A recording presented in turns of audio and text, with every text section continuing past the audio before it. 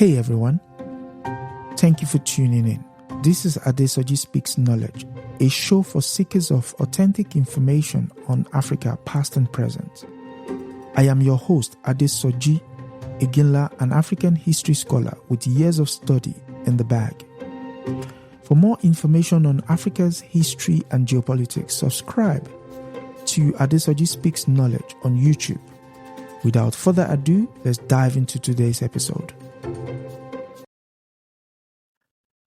Yes, good evening, and welcome again to another episode of African News Review. And this is the news program where we look at African news in the Western media.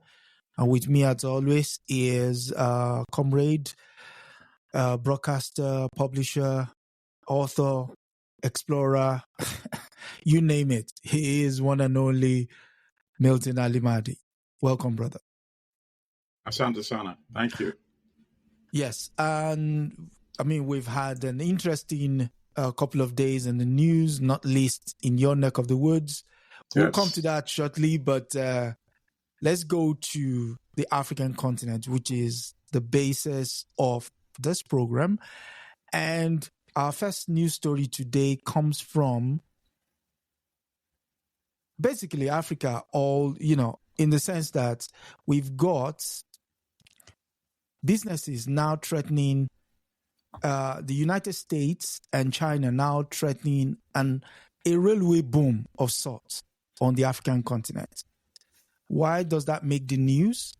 According to The Economist, Sino-American tensions are playing out on the tracks, it says. And the lead begins. Every inhabitant of Thies, wrote a Senegalese novelist, Ousmane Sembene, in 1960, depended on the railway. Like many African cities, Thies was a product of the continent's first and colonial era rail revolution. The French built railway that ran through its stretch from the Senegalese port of Dakar to Mali, deep in the Sahel, ferrying peanuts, gold, and other raw materials to the coast for export. It goes further. Africa's entire rail network is today only slightly larger than France and Germany combined. In West Africa, only one cross-border line is still working. By one estimate, investments of up to 105 billion a year until 2050 are needed if Africa's network density is to match China's or India's.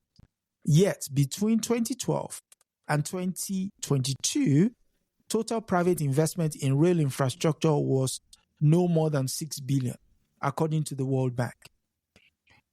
This is where it gets interesting.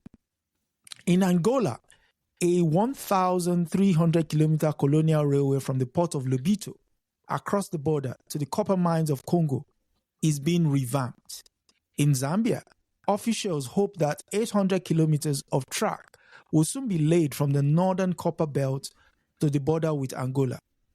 The American government is funding at least 250 million of the 2.3 billion price tag, making the Lobito corridor, as the projects are collectively known, the largest ever infrastructural investment on the continent.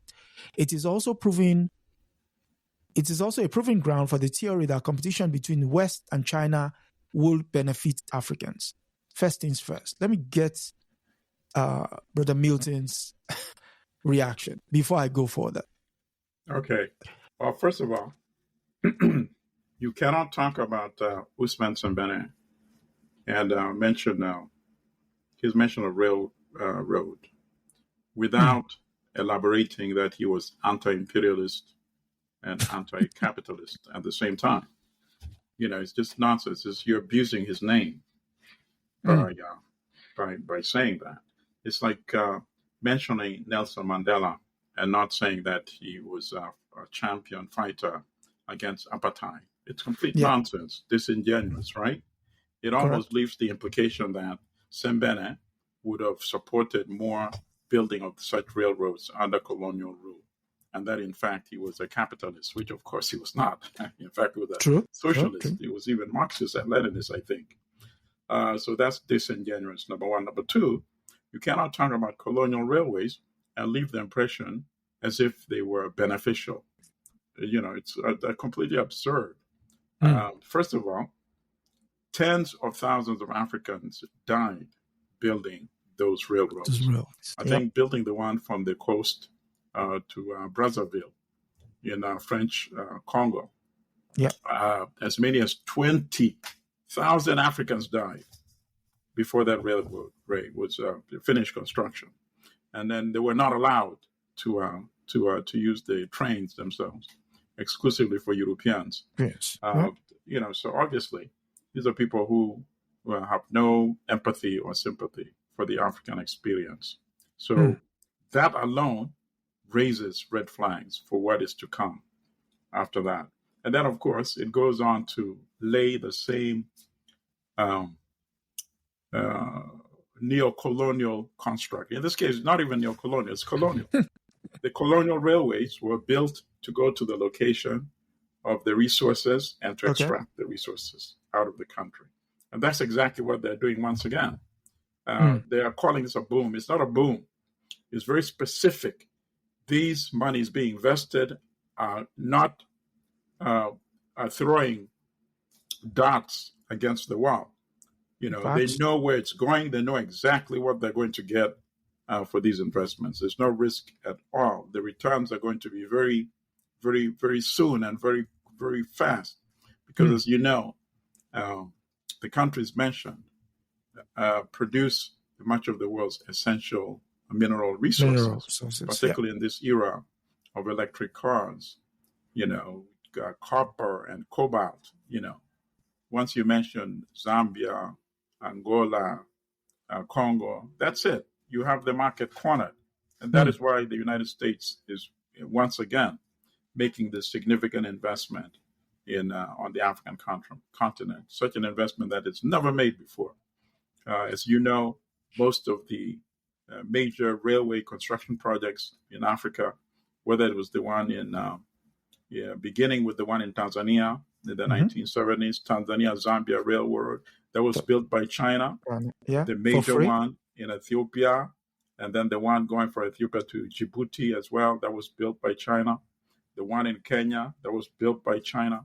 So now the U.S., of course, is doing it because the United States is afraid that China was cornering the market for copper and for cobalt. And that's why the U.S. is spending this kind of money. So you don't see any altruistic spending to... Oh, absolutely not. And actually, we don't even need that. But what we need is actually the kind of money that the economist is talking about. What was it, 100 billion? 105 billion. Billion per year until 2050. If that kind of money were put, that kind of money went into building factories in African countries, can you imagine how many jobs would be created? A lot of these railway jobs, a lot of them are going to go to technical people who are going to be, if the railway is built by, traditionally it's been built by China, and as you know, they brought a lot of Chinese workers. So imagine if they're putting their money, they're going to bring many Western so-called experts for these jobs as well. We need investment that creates jobs for Africans, investments that create sustaining jobs. Because once you built the railway, now you're extracting resources and you're selling it at prices that you yourself don't control, right? Yes. Let's say, 10, 15, 20 years, we shift to a new product. Now, nobody's that much interested in your copper and cobalt. As you know, with these resources, the price is cyclical. There's always a peak, and then when they shift to other products, then of course there's a drop, as you said. Which impacts. We can't depend on that kind of economic model for development. We need to create factories, build factories that use our resources to produce. And now we are producing a lot more.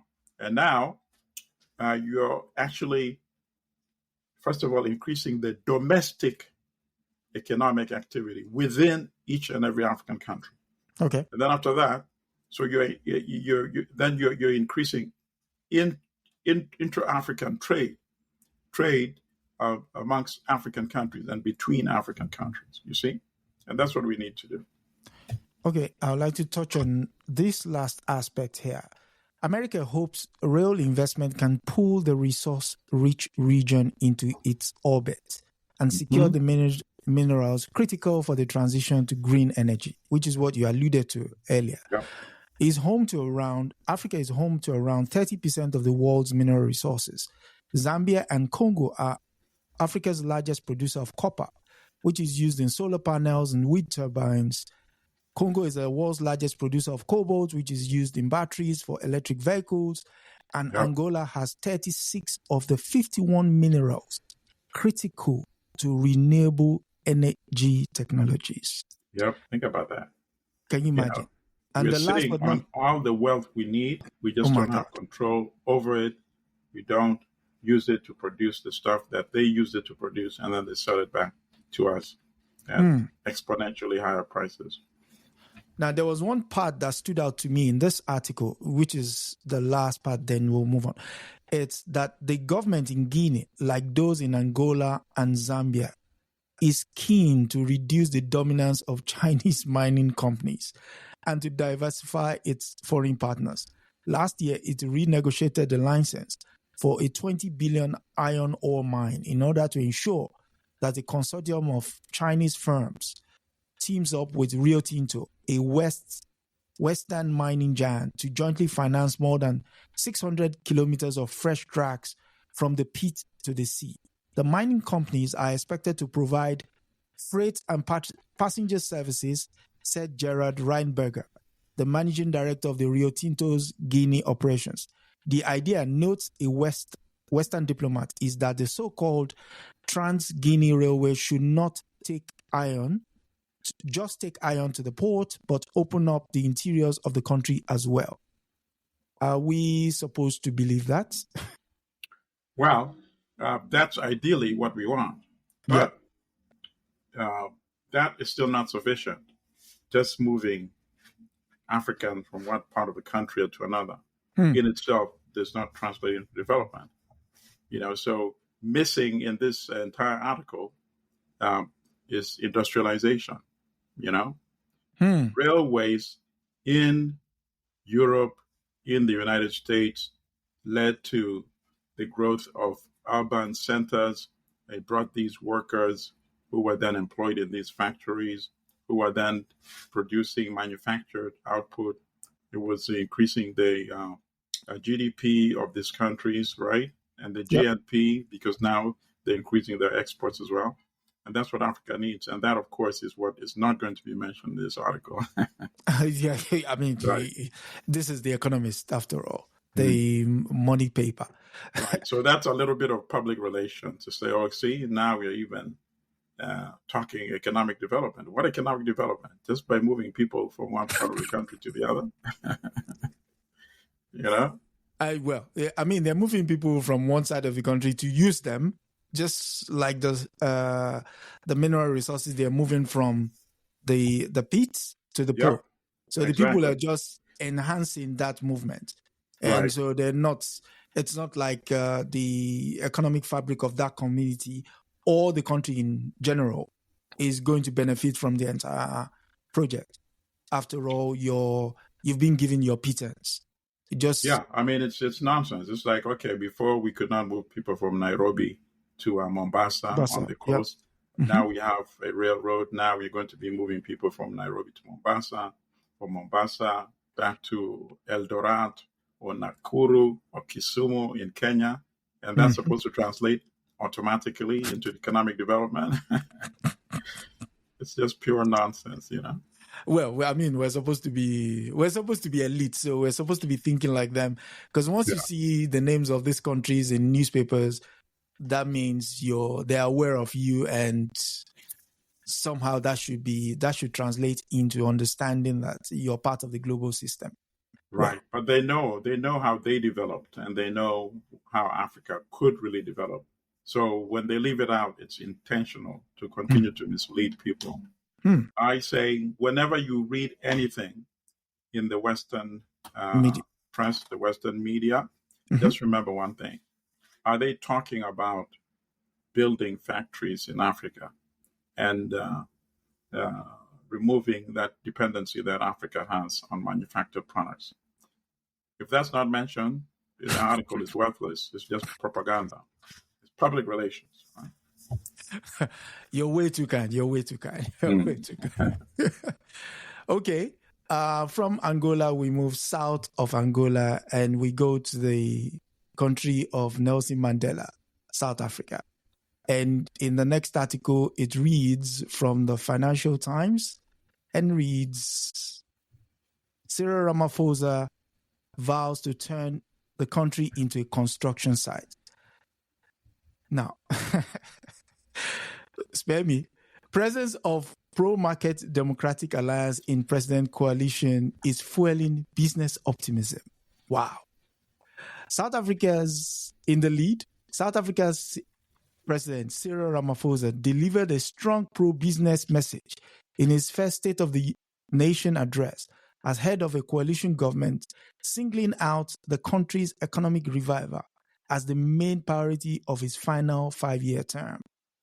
Ramaphosa pledged to re-industrialize South Africa after a decade of GDP growth of less than 1%.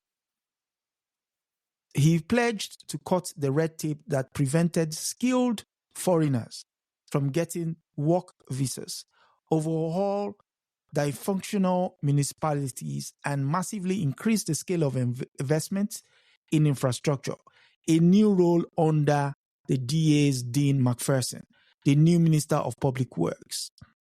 The echoes of what McPherson told the parliament the day before, in which he revealed plans to attract 10 billion rand, about 57 million US dollars in private sector investment to build new energy, communications, water, and transport infrastructure.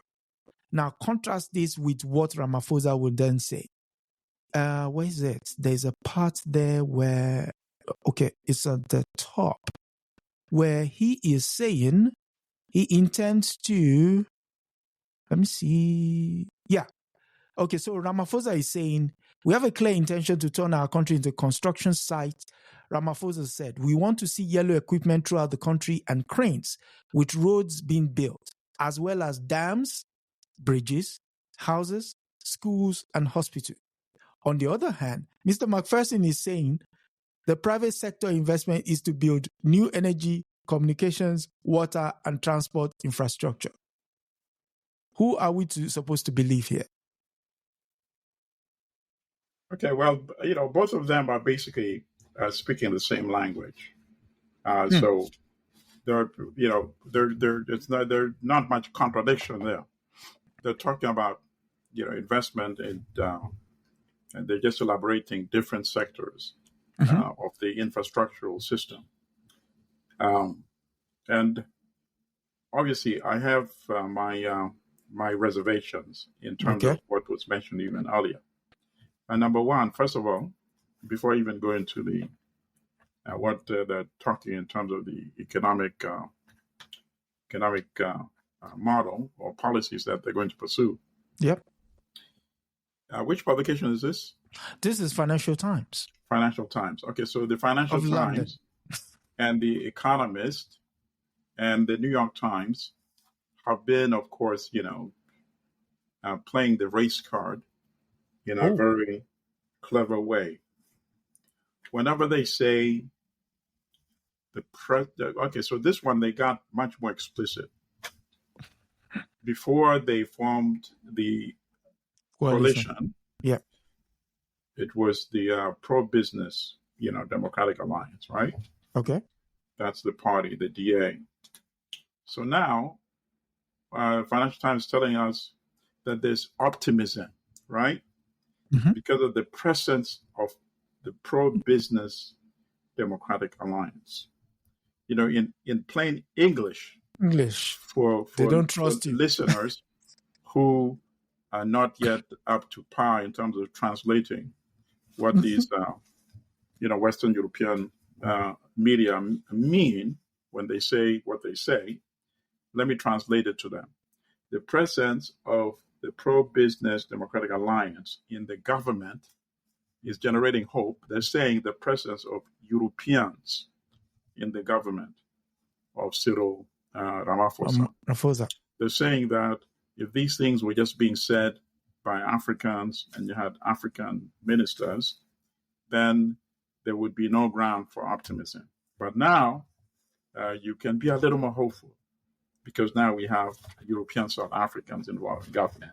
And that's what they mean when they say, of course, they can't say it. They can't say, now that, there are actually 6 ministries reserved for this white party, the prospects are much more better now.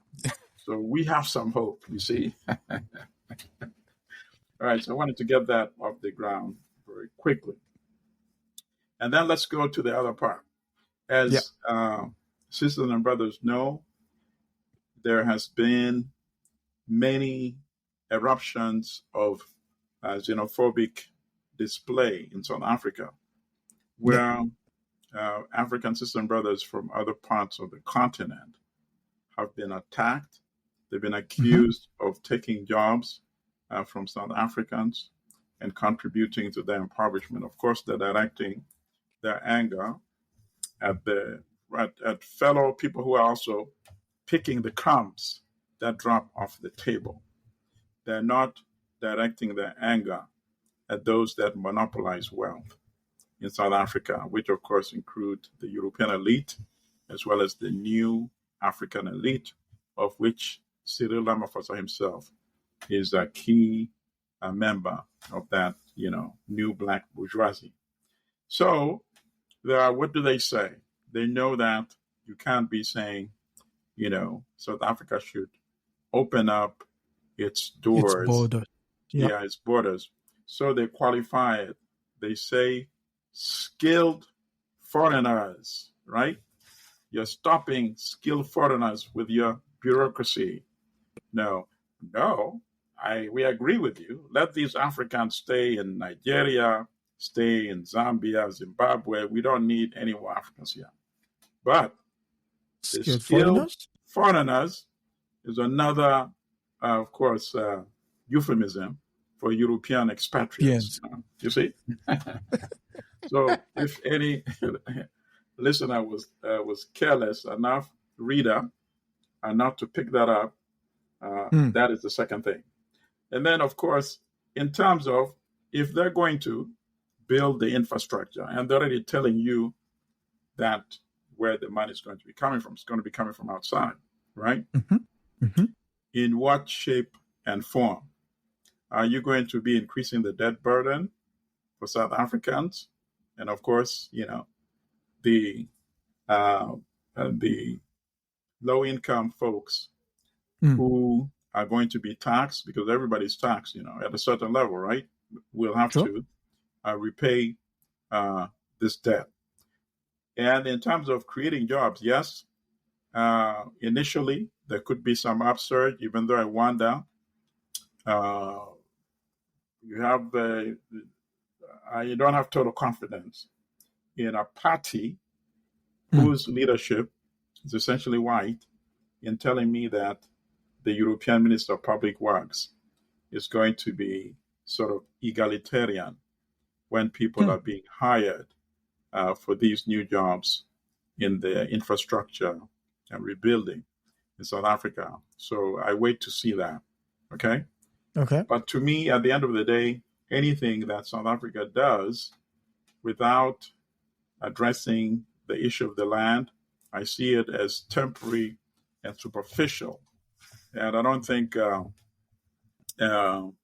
Ramaphosa is going to finish his 5-year term. Wow. That's quite an indictment. I mean, the reason that McPherson issue of him saying they intend to attract 10 billion rand and for private sector investments to build energy, communications, water, and transportation. But if you contrast that with the fact that the president is then saying the investment they're hoping to get is going to go into roads, dams, bridges, homes, one is talking public sector and the other one is saying you don't really know what you're talking about. We're talking about money-making schemes. So already, like you said, it's highly unlikely that he would finish his 5-year term if this kind of schism is already showing based on initial statements being made by both of them in the parliament. Yeah, to me, the biggest issue is going to be the land issue. When it comes to how they deploy investment funds or, foreign aid funds or World Bank or IMF funds, that to me is a battle of the elite, But when it comes to actually giving people a part of the land, that is going to be the challenge. That's where the line is really drawn in the sand. One party saying, no, that we oppose that. And the other party was created, in fact, the African National Congress to address that issue. And that's, to me, that's going to be the clash where, values. Ramaphosa will come upon that wall. He won't be able to answer that question. I mean, right now, there's no focus on it because media are not focusing on it. Of course, as you recall, when, because just because they don't talk about it doesn't mean we shouldn't bring it in the news, because if we don't, nobody else will. When Mugabe and Zimbabwe was being demonized during the land seizure, when they were taking the land from Europeans and giving it back to Africans. And they were talking about the violence that was involved in that. In fact, statistically speaking, I think the violence against European farmers in South Africa was probably 5 or 10 times higher than what was going on in Zimbabwe. But that was not covered because they didn't want to say, wait a minute, this issue is not confined to Zimbabwe alone. This issue is in South Africa. This issue is in Namibia. Issues in Kenya, where Zambia. The European elite still monopolized the land.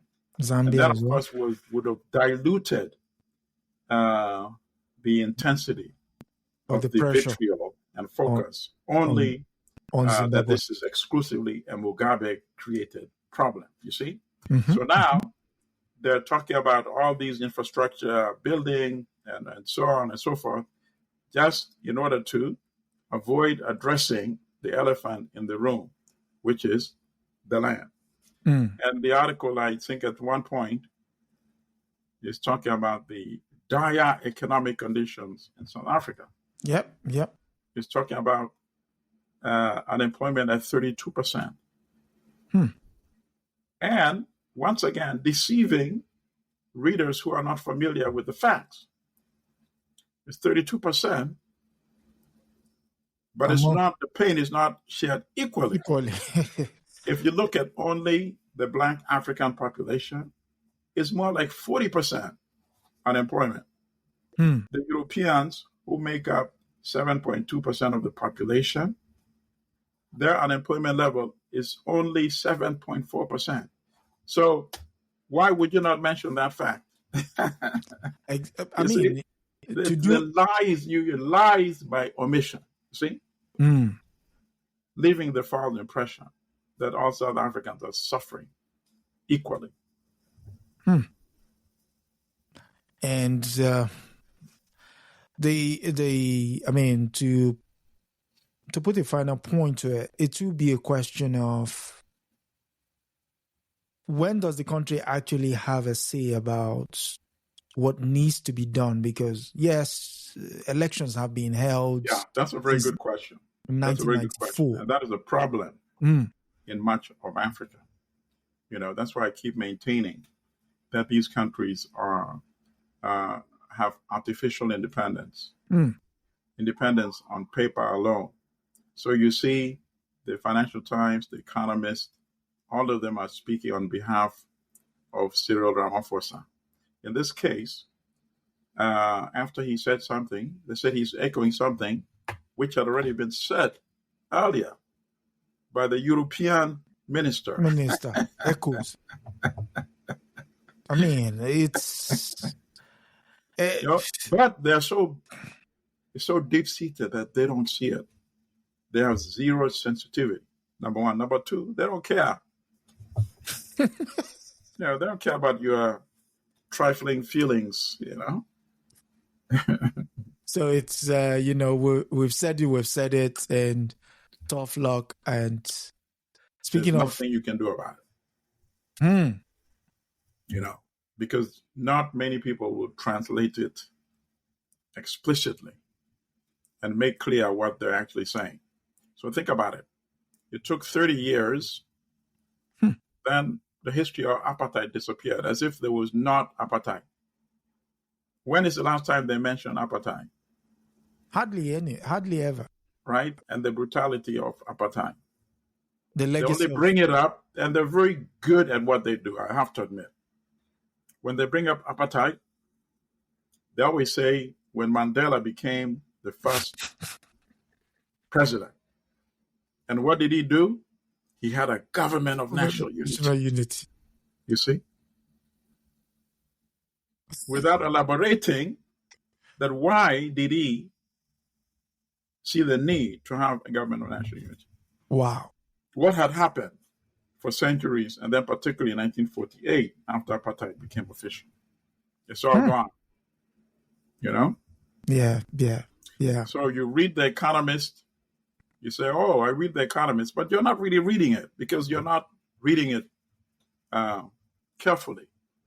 You read the Financial Times, but you're not really reading it. You're just looking at the words. You're browsing. Exactly, you're browsing. You're reading, but you're not reading. Read the language. Yes, you need to read in capital letters, not just R is capital and then EAD is lowercase. No, it has to be all caps, bolded with exclamation marks. Otherwise, we will perish, I'm telling you.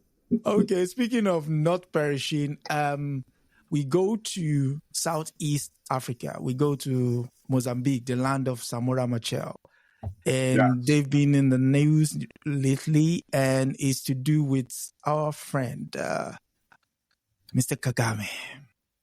Again, this story comes from the Financial Times, and the story is titled Total being the oil firm from France, hands security contract for 20 billion Mozambique's gas project to Rwanda state-linked business. Kigali pursues commercial expansion in the country after its army helped put down Islamic insurgency. Put a pin in that one. I would shed some light there. Raula Khalaf, editor of the Financial Times, select her favorite stories in this weekly newspaper. And this story was filed in by Tom Wilson in London.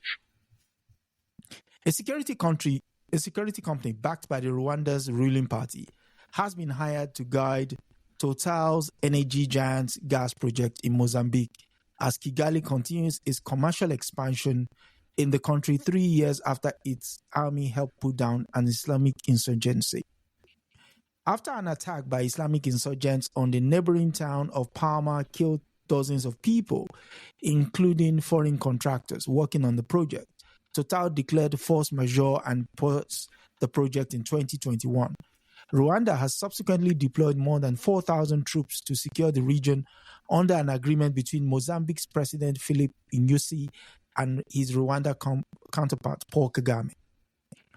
The former rebel commander has crushed political opposition in the country, but has won praise in some circles, that's referring to Rwanda, for improving Rwanda's economy and building a ruthlessly efficient bureaucracy. He was recently elected for a fourth term this week, winning 99% of the vote, according to preliminary results, after which at least 3 prominent opposition candidates were banned from running. There are many unanswered questions about the arrangement between Maputo and Kigali related to the Rwanda security deployment in Cabo Delgado. The total lack of transparency feeds ongoing speculation about the kind of concessions, contracts, and forward mortgaging of LNG income flow that has been secured by Rwanda interest. ISCO Global is one of the several Rwanda companies to have established subsidiaries in Mozambique since 2021 in sectors including security, construction, and mining. The parent company, Intersect Security Company, was established in 1995, a year after Kagame's RPF took power from the Hutu-led government. Intersect is a subsidiary of Crystal Ventures, an investment group founded by the party which dominates many parts of the Rwanda economy. What do you see happening here? Okay, well, Mozambique, the article is actually telling us that Mozambique, which, by the way, I don't even know the total value of that, the liquid gas find, one of the largest in the world. The world, yeah. So let's go with 20 plus billion, right? Okay, yep. There's no way that Rwanda is not going to get at least 10% of that in the long run, right? Because of the muscle. Absolutely. Without it, without I'm Kagame, I would say without my soldiers, there's no money for anybody, right? Yep. So why should I not be entitled to 10%? Otherwise, I'll just withdraw my troops, and that's it. That's 2 billion. But of course, he needs them just as much as they need him. They need each other. Total needs Kagame's so of course Kagame is going to exact some tribute from Total, and Kagame is going to exact some tribute from the Mozambique government of President Philip Nyusi as well, because Kagame would also say, without my soldiers, these rebels would march all the way to the capital, and you would not be present either. So Kagame is sitting good when it comes to dealing with both the government of Mozambique as well as Total Energies of France. He's sitting well. He is probably consulted on the business decisions that are being made by Total. Not personally, of course. I mean, I'm sure he has appointed somebody who is in his eyes and his ears. No, I mean official. Probably he has an official person involved through the security company, but also in Total Energies company itself. Just, without even looking at the details, I'm sure there are some positions there where Rwanda nationals are working, right? Okay. He's reputed to be very efficient when it comes to getting involved in these organizations. There's no way would I be securing the resources for them and not having them employ some of my nationals in prominent positions. I would not allow that. So I haven't looked into it, but I'm sure that is the case. Okay. And then obviously you cannot deploy 4,000 soldiers in another country without your own officers being integrated in their intelligence services, their security services, because you would need to know the political condition within Mozambique as well. Is this government stable enough? Are we going to have this government collapse? And then we have 4,000 of our soldiers trapped somewhere in the country. We can't get to an airport to deploy them. Are they, is the government going to collapse to a hostile military regime that may want to see us as enemies? So I'm sure all these considerations have already been factored out. So he's fully integrated in Mozambique. And given the pressure that he's facing with regard to Congo, as you know, Congo M23 has alleged very credibly with evidence that Rwanda supports M23 because it needs instability in Eastern Congo to continue extracting resources that it has become very dependent upon for its own economy. And then, of course, you are losing some of the revenue now that the United Kingdom is suspending that deportation program that was also very lucrative for Rwanda. Yep. That is now gone. So obviously, I would not be surprised if, in fact, Kagame has already contacted the CEO of Total and saying, you know what, we need to revise the rates at which we are providing you guys security. Oh, definitely. Think about it. It's just common sense, you know. There's inflation in the African market. Yes. And the reason at the beginning there, when they say Islamic insurgents, it's also important to understand that the area where this oil, with this gas was found, the population there are Muslims. And so they've had to resettle them. And I think one of the problems was the resettlement package was nothing to write home about. Absolutely. And then now you see how they play the Islamic card, right? Yes. All you have to do is mention Islamic. And that is supposed to be as something negative, the boogeyman, right? Yes. But you hit upon something which was much more important and critical. That is one of the most neglected parts of the country. Yes. And they actually had genuine grievances. And that is why... Which has been masked. Absolutely. As religious insurgency. That's not the case. Using the bogey. In fact, when the insurgency started, they were only attacking government infrastructure. Only, yeah. You know, I became very suspicious that at some point they started targeting civilians, you know.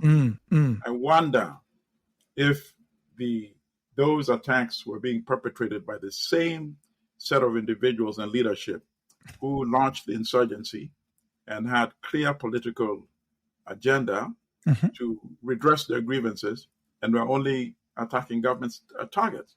You know, it's not unusual, as you know, in these type of conflicts to be co-opted, where, you know, you have the agent provocateurs. Yes.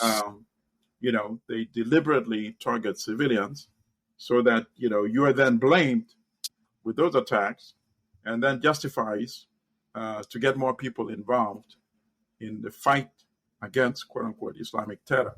You know, you saw at some point they were considering bringing British forces, American forces. You know, the Mozambique president was running around the world trying to get these Western forces. But of course, as you know, that is politically very difficult to sell, having Western forces deployed in an African country in the 21st century. I mean, they still do it. I mean, they use proxies, or they come in and they go out like they did in Libya. But to deploy, to provide permanent security, such as what Rwanda is doing, that was not sellable. So the solution was to go to Kagame, and he's now providing those services. And so, speaking of services, we go south, a bit north, to your favorite general. Yeah. The land of Uganda. So again, it's Total. They seem to be everywhere.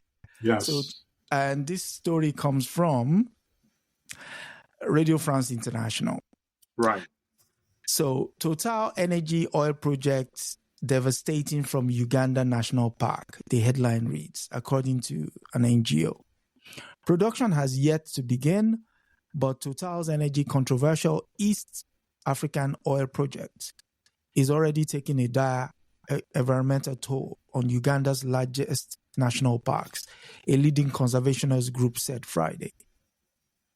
Despite opposition from environmentalists and rights activists, the French energy giant is pushing ahead with its Tilenga drilling project in Uganda, and a 1,443 kilometer crude oil pipeline to transport its output to the Tanzanian coast.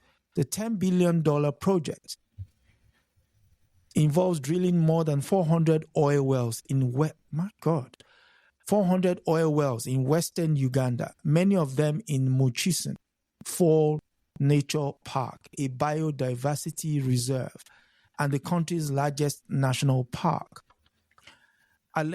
According to environmentalists, they said the project is already severely impacting wildlife and the fragile ecosystem in the park just a year after drilling began and before production gets underway next year.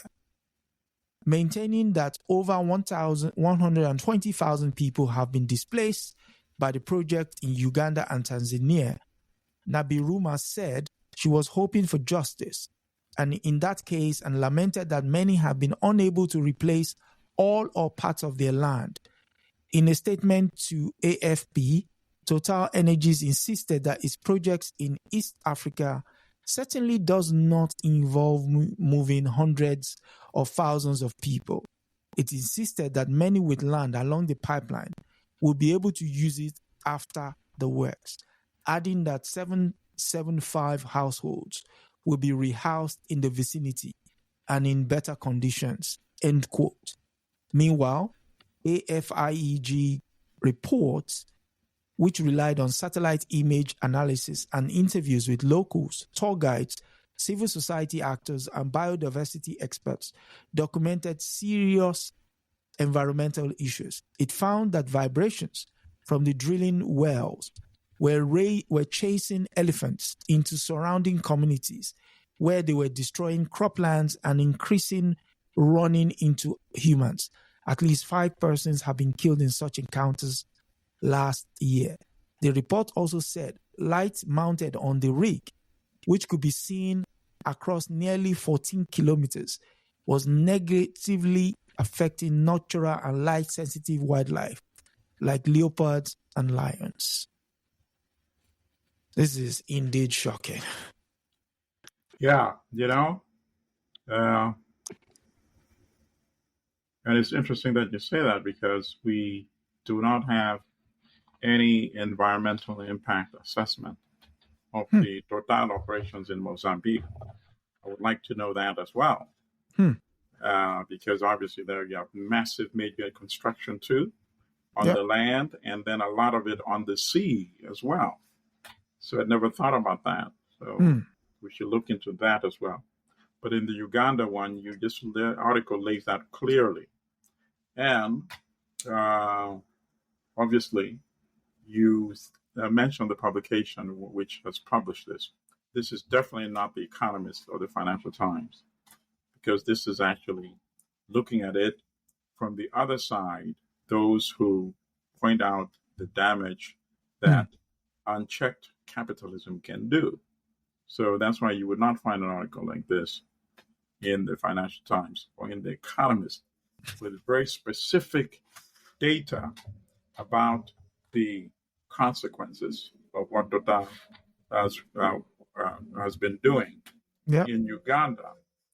And I like the public relations, because, most of people, and then, listeners, if you didn't know, a lot of the people in public relations for the major corporations are people who were once good journalists, you see?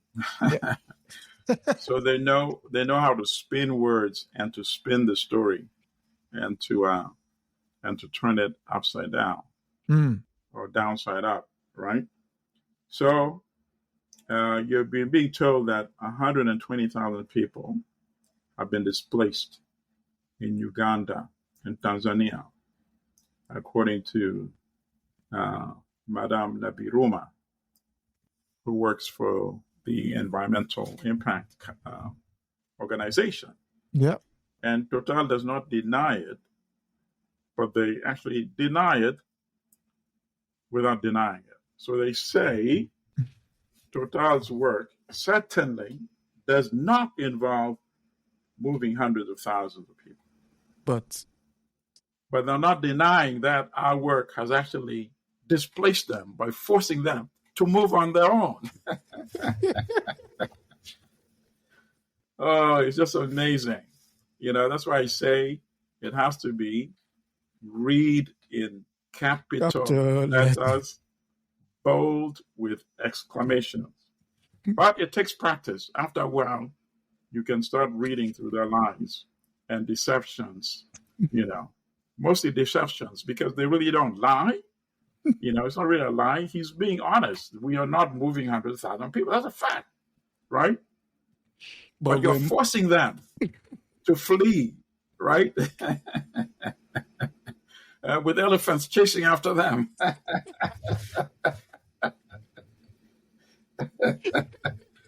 You see? But this project is under a lot of pressure. I think a few weeks ago we discussed an activist who had been arrested and tortured. Who was opposing this project. Been arrested. I think he protested outside the parliament buildings in Uganda. And they said so severely that he had to spend time in hospital. And they said he concocted the story of him being kidnapped. He sort of manufactured these wounds upon himself. But the protests have been global. There have been global protests, not only in Uganda alone, in France itself, in other European countries. And as a result of that, many of the companies who initially had committed to ensure the project have backed out.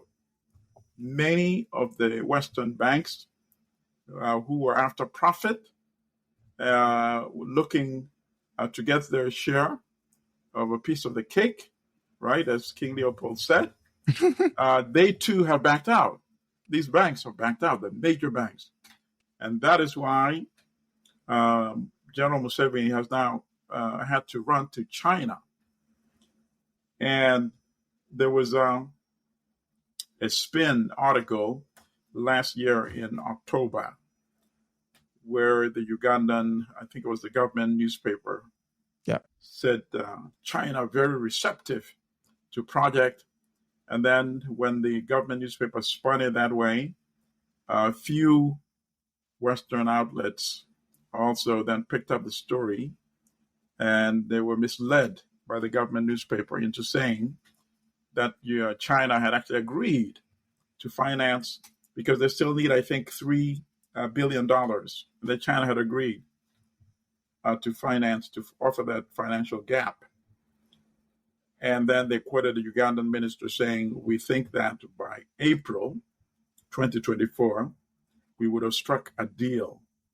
And obviously they're thinking if they publicize it like that, since China did not reject it outright, that would, force China hand. Back to the table, But China is not in the business of throwing $3 billion around, particularly when China is also observing the politics on the ground in Uganda. The guy's been there 38 years. China observed the 2021 elections and could see, obviously, that this guy did not win, stole the election from Bobby Wine, and that the election of 2026 is probably going to be even much more intense if he survives until then. And then as we speak right now, there's an ongoing protest in Uganda against corruption, against parliament, that is echoing the ones that have been going on in Kenya. It's being organized by Generation Z on social media. So you can't go and arrest any of the leaders. So in fact, when the protest started yesterday, they just grabbed anybody who was showing up at the protest, Since there are no leaders you can go after, right? So I think they arrested 20 plus something and brought them to court. So you're arresting the people that are protesting against corrupt officials, but you're not arresting the corrupt officials. And in China, corruption is a big deal. In China, public officials who are convicted of corruption are executed. They're shot on the back of the head, right? That's how they're executed in China. So you think China is eager to attach itself with this kind of regime right now? Maybe at one point in the past, but right now, I don't see China giving that money as a result of the protest, and then as a result of having well-prepared people like Nabiruma. And if you read the details that she's providing, it's very Very I don't see detailed. how any major financier or bank would want to be involved in this project. No. Especially the fact that she touched on some key aspects that he knows will touch the heartstrings of the European readers. Yes, The mere fact absolutely. that the eco-diversity is being impacted, Yes, the absolutely. people, the environment, and then Yes. it's like animals. Yes. So it's like you could see she uses Oh, absolutely. Think about it. Vibrations. Vibrations causing elephants to flee. And the light flares. Exactly. Causing leopards, And lions at night not to have. Come on, No, the European activists are not going to have that, man. What's her name? Greta, Exactly, Greta Thunberg. Greta Thunberg is not going to have that. Of course not. So, like you said, sometimes, depending on what you're trying to do. Part of the problem is that, the dictator works, his mind is still in a different era. The days of, just a outright military, brutish dictator monopolizing the armed forces and the police forces and thinking that's enough. The world has changed. Yeah. Dramatically. A lot. Look, William Ruto is the commander-in-chief of the Kenyan armed forces. Correct? Yeah, correct. That's the fact. The youth forced him to eat crow to back off his tax hike program, correct? Yeah, legislation. Correct, yeah. And now he's trying to think about how can I fill in the $2.7 billion whole budget deficit. It's a very serious issue. Even though he monopolizes the ability to sow terror, which he did initially, right? Yeah. Leading to so many deaths, right? So for General Museveni to think he can somehow get away with it in Uganda,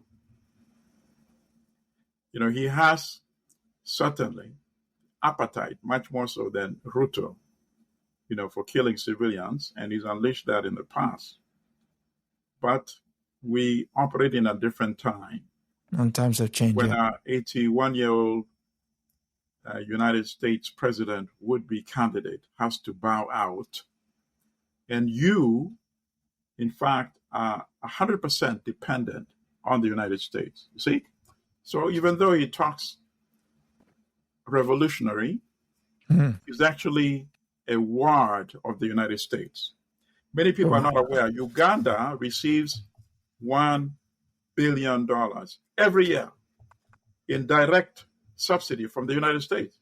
This is not the World Bank or the IMF. This is from official United States aid to the Ugandan government. You see? So the United States can switch it off. Switch off the tap. Yeah. And that is the problem of being so dependent on outside donors. They call them development partners. They're not development partners. Another buzzword. You are benefactors. You can't call them development partners. Their development does not depend on your development. In fact, their development depends on exploiting you. Right? So he's in a bind. I personally don't believe this project will succeed. It may take on another form after. I can imagine maybe, let's say we have Bobby Wine is sworn in as president, either before or after the next election, and there's so much pressure for jobs and unemployment. Is he in a position to scrape the program totally? There could be so much pressure on him that even he himself can't just scrape it totally and say, let's do this and that, or downsize and make it downsize it and make it address all these other issues, environmental right? issues. Yeah, but even that, even with the the exuberance, euphoria that he may enjoy, and publicity and support from the masses in Uganda, the same Bobby Wine government would still have to contend with the protest that is from outside Uganda by the activists that are outside. And those could still make it impossible to get the financing for this project. And that is why they should actually be looking into clean energy. Yeah. Right. So, you mentioned him, so we might as well go there. The final story goes to Kenya. And in fact, you've touched on majority of aspect of the article itself, which is, this one comes finally from the Financial Times. And it says, Kenyan populist president has misread the popular mood, with domestic politics marring his polished international image. William Ruto offers lessons to other leaders. In May, William Ruto, Kenya's president, was being feted by the White House at a glittering gala dinner hosted by Joe Biden in the first state visit by an African leader to the U.S. in 16 years. By July, Washington's favorite dinner guest was facing a popular revolt at home. He fired his cabinet and jettisoned tax raising. But they're disingenuous. They should have said both of them were facing rebellion. Okay, hold on. And as a result, Biden is actually out now. So both of them who were at that, fetting, yeah. So for different reasons, of course, felt domestic rebellion. But please go ahead. So he fired his cabinet and jettisoned tax-raising legislation after a nationwide protest culminated in the storming of parliament. Ruto is not the first leader whose polished international image fails to reflect his sinking domestic reputation. I think you're referring to Biden here. But he's also a stark example of the difficulty of reconciling global obligations. And Ruto swept to power in 2022 on a populist swell after appealing to the nation's hustlers, those scrambling a living through their wit and hard work in a nation of 56 million with only 3 million formal jobs to go around, reaching out to the masses in the informal economy. The street hawkers, shoe shiners, day laborers, subsistence farmers, market women, Uber drivers, and so on, was electoral dynamite. Ruto ran without the endorsement of his incumbent, Uhuru Kenyatta, but he used his mass appeal to open the doors of his state house, and in many ways, his electoral revolution was commendable. But he's no saint, to be sure. He made a fortune alongside politics and survived an indictment by the International Criminal Justice for alleged orchestration of political violence.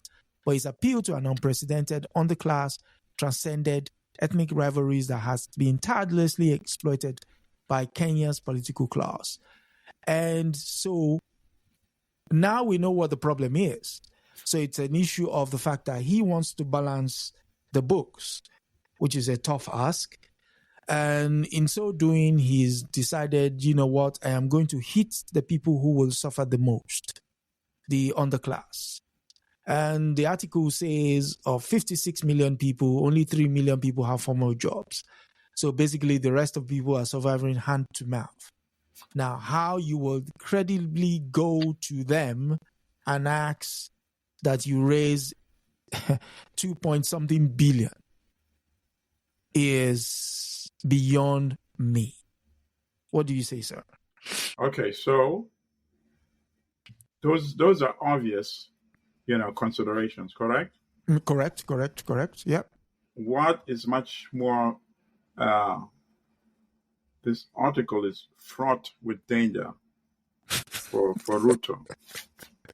If you read it in capital letters, bold exclamation marks, 99%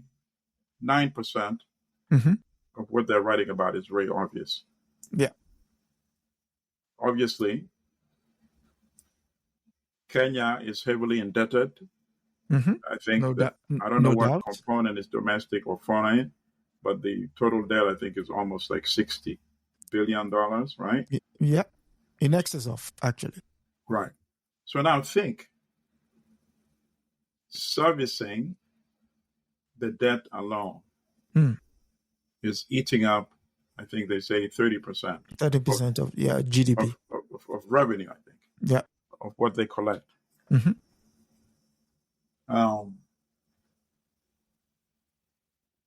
So they're essentially saying that since you can't raise the money from the masses, we don't see how you're going to survive. Yes. Really? Underlined. Yes. That's what In they're between saying. the lines. Yeah. Yeah. Because the money has to come from somewhere, right? Because you can't lay off enough people to make up that shortfall. $2.7 billion. You can't. And why I say that it's fraught with danger, why are they mentioning the ICC indictment for the first time recently? Wow. He should be very scared of that. It could mean a couple of things. It could mean, number one, you have to find a way to pay the debt. You just have to. Yeah. Because not many people know about the ICC case for which Ruto and Uhuru Kenyatta went to The Hague several times to appear at the hearings, the trial, there was a trial. Many people think they were acquitted. They were not. Ruto was not acquitted. The case was suspended. And a suspended case can be resumed at any point. You see? So are they saying that if you don't find a way to make sure that these loans are paid, things can happen? Find a way to revive these cases? Right? That's my only reading there. But then on the other hand, you're giving Ruto tough choices now because he's a smart guy too. And he reads this thing. And he knows, they don't just write an article and then the editor says, oh, could you put in the ICC in a paragraph over there? It doesn't work like that. Right? It's discussed. They know why they're putting it there.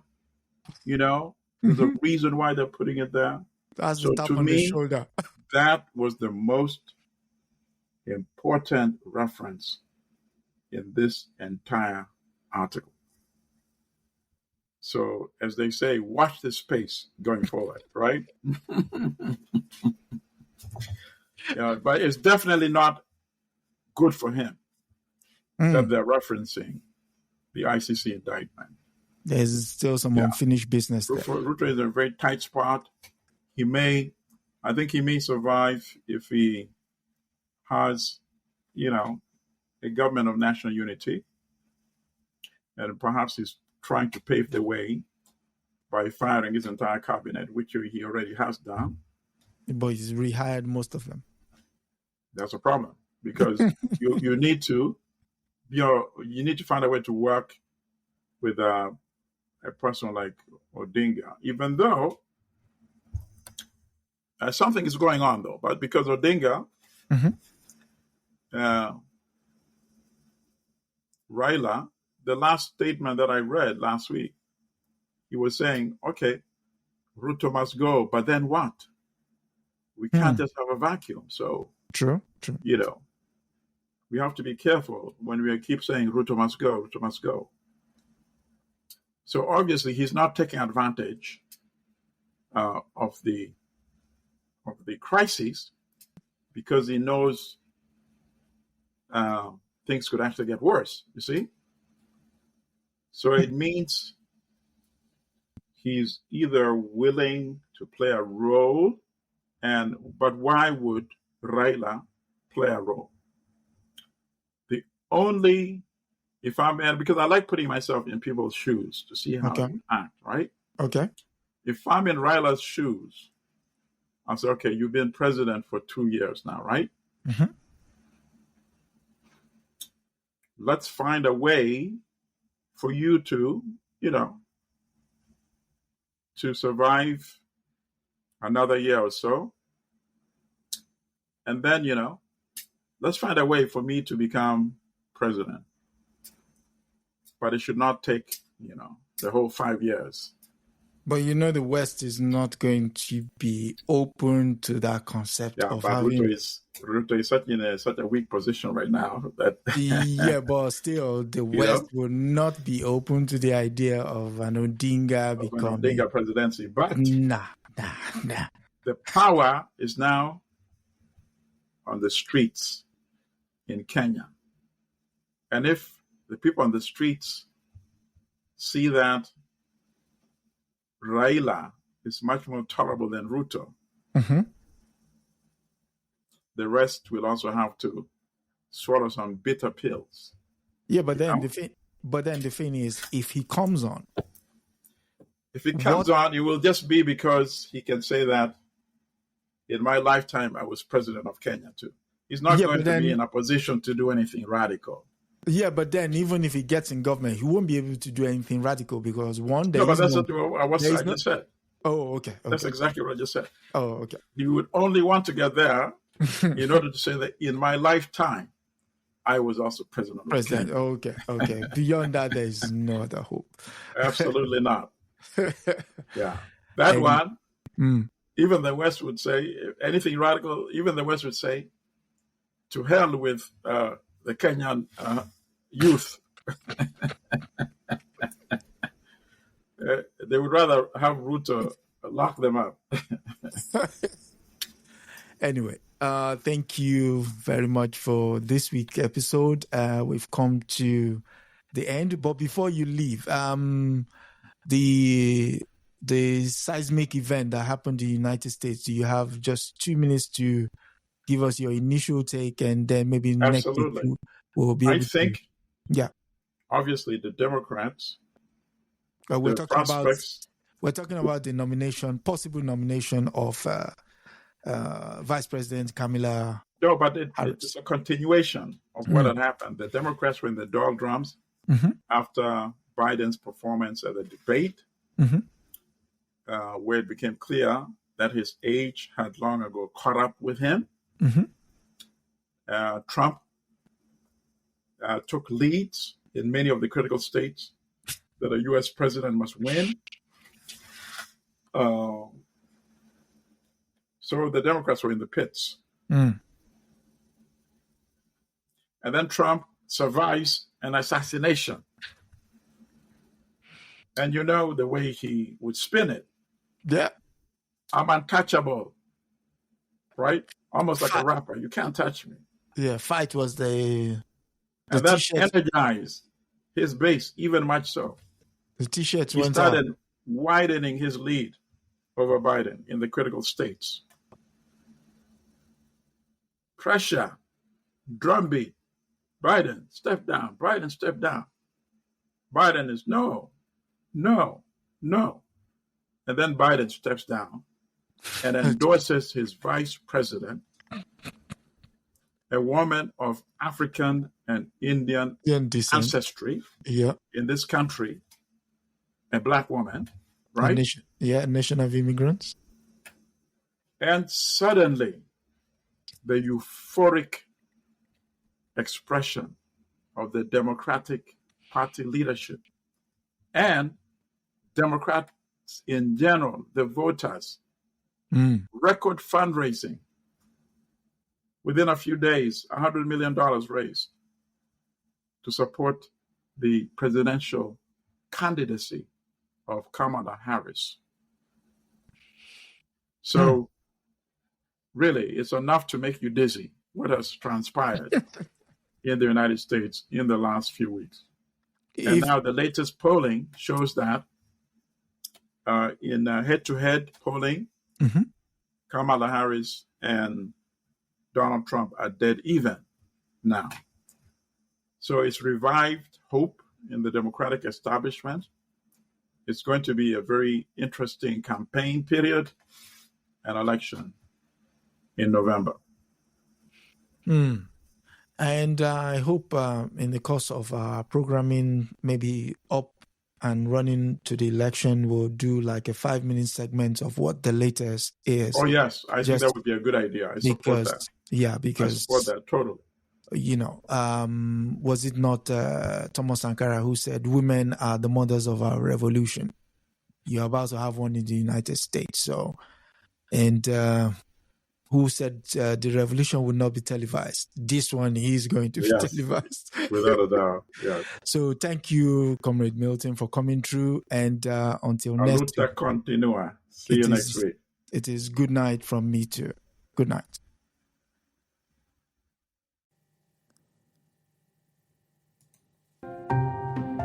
I hope you found this week's episode informative. Join us next week on Adesoji Speaks Knowledge as we continue to help you reframe the narrative about the African continent, past and present, by providing you with accurate information to give you a true and clearer picture of events as it pertains to Africa. Please remember to subscribe, like, and share. Thank you.